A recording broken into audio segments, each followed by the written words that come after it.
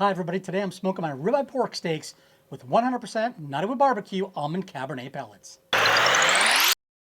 First we're going to take some nice kosher sea salt. Make sure you put it on both sides of that beautiful pork. And then after that, we're going to go ahead and cover it with Knotty Wood BBQ rub. You can use any rub you want. I like this because it has a little sweetness to it, some Japanese spices, and it's really, really delicious on just about every protein. So make sure you get the edges on this really well as the front and the back. And then we're gonna go ahead and stick our wireless thermometer in. I use the Meat Stick 4X.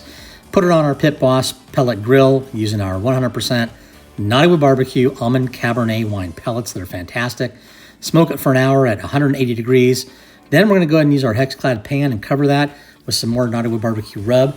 This is what I call my French toast crust method. And this is gonna make a beautiful crust that when it's done, looks exactly like French toast. And when you're all done, you're gonna wanna let that pork rest for at least 10 minutes so all the juices stay absorbed throughout the meat and don't leak out all over the cutting board or your plate when you cut it up. And that's how you do Knotty Wood BBQ's almond cabernet pellet smoked pork chop. Look at this. Absolutely scintillating. Smoke on, baby!